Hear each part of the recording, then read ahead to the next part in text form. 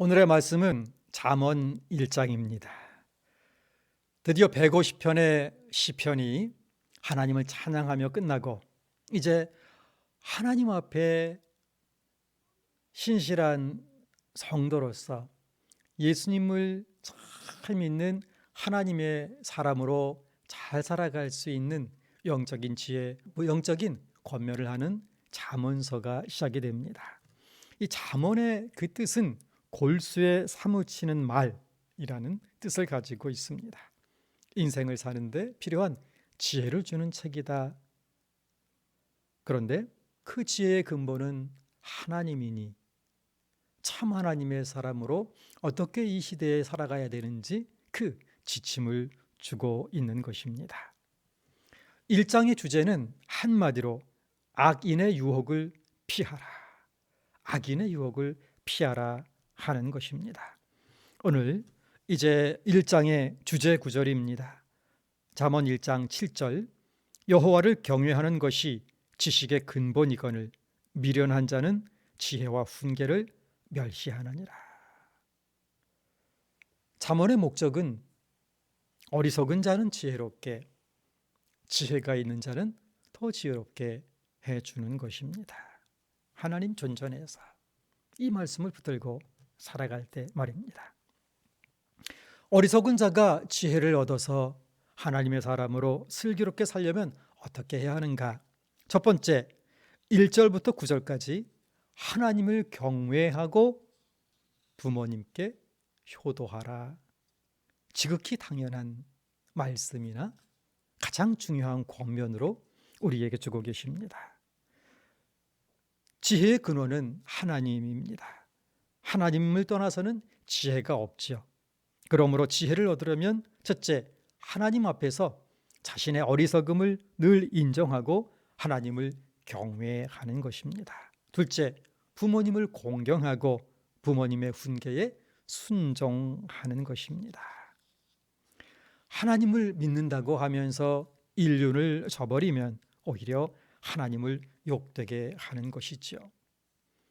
그렇게 육적인 부모를 존중하고 또 영적인 스승도 존중하라 하는 것입니다. 고린도전서 4장 15절 이렇게 가르치고 있습니다. 그리스도 안에서 1만 스승이 있으되 아버지는 많지 아니하나니 그리스도 예수 안에서 내가 복음으로써 너희를 낳았습니다. 그러므로 영적인 스승과 영적인 제자의 관계도 그렇게 존중하며 또 자식을 키우듯이 그렇게 또 키울 수 있어야 하는 것입니다. 어리석은 자가 지혜를 얻어서 슬기로운 하나님의 사람이 되려면 어떻게 해야 하는가? 두 번째, 10절부터 19절까지는 세상 유혹을 따르지 말라 하는 가르침입니다. 이 세상을 살아갈 때 많은 유혹이 따라옵니다. 그 유혹의 천병은 나쁜 친구들입니다. 나쁜 친구를 가까이 하지 말아야 합니다. 나쁜 친구를 가까이 했다가 패망하는 경우를 수없이 보고 있지 않습니까? 10절의 말씀입니다. 내 아들아, 악한 자가 너를 꾀일지라도 따르지 마라 하는 것입니다. 이 악한 자들을 분별하고 악한 자들과 어울리지 말고 그래서 그들과 함께 다니지 말고 그들의 그림자도 밟지 말아야 한다. 15절 16절 말씀입니다. 내 아들아, 그들과 함께 길에 다니지 말라. 네 발을 금하여 그 길을 밟지 말라. 16절 대저 그 발은 악으로 달려가며 피를 흘리는데 빠름이라. 사탄은 아담과 하와에게 가까이 다가와서 그들과 대화하다가 거짓으로 그들을 타락시켜서 결국은 실락원하게 만들어 모든 인류가 실락원 상태에서 태어나게 하였던 것입니다. 사탄은 예수님의 그 놀라우신 구원의 사역도 괴계로 무너뜨리려 하였던 것입니다. 마태복음 4장 3절 시험하는 자가 예수께 나와서 이르되 내가 만일 하나님의 아들이거든 명하여 이 돌들로 떡덩이가 되게 하라. 끊임없이 예수님을 시험하고 예수님을 유혹하고 하나님의 사람들을 시험하는 것입니다. 그 사탄의 시험은 최후 심판의 그날까지 계속 이어지는 것입니다. 그러므로 내 아들아, 악한 자가 너를 꾀일지라도 따르지 마라. 이 권면은 베드로전서 5장 8절에 이어지고 있는 것입니다. 근신하라, 깨어라. 너희 대적 마귀가 우는 사자같이 두루다니며 삼킬 자를 찾나니 깨어라, 대적하라, 분별하라 하는 것입니다. 이 악한 친구들은, 이 악한 자들은 새가 보는 데서 그물 치는 것처럼 헛된 일로 유혹합니다. 19절 말씀, 이익을 탐하는 자 모든 자의 길은 다 이러하여 자기의 생명을 잃게 하느니라. 그 끝은 결국은 모든 것을 잃는 것입니다. 그러므로 진정한 지혜의 길은 분별하고 돌이켜 말씀 위에 굳게 서는 것입니다. 어리석은 자가 지혜로운 하나님의 사람이 되려면 어떻게 해야 하는가? 세 번째, 20절부터 33절까지의 말씀을 들었으면 돌이키라 하는 것입니다. 23절의 말씀입니다. 나의 책망을 듣고 돌이키라. 보라, 내가 나의 영을 너희에게 부어주며 내 말을 너희에게 보이리라.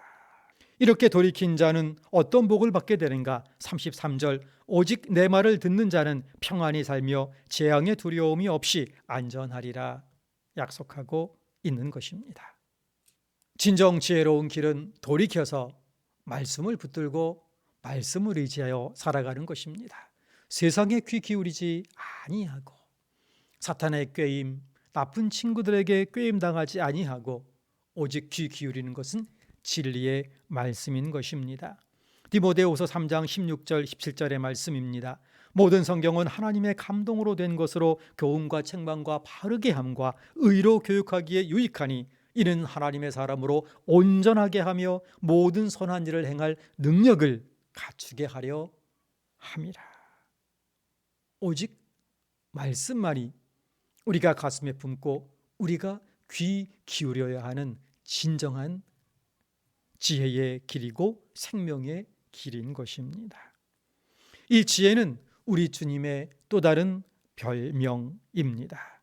고린도전서 1장 24절, 오직 부르심을 받은 자들에게는 유대인이나 헬라인에게나 그리스도는 하나님의 능력이요 하나님의 지혜니라. 참 지혜이신 예수 그리스도의 가르침, 그 말씀을 따라 행하는 자가 복이 있는 것입니다.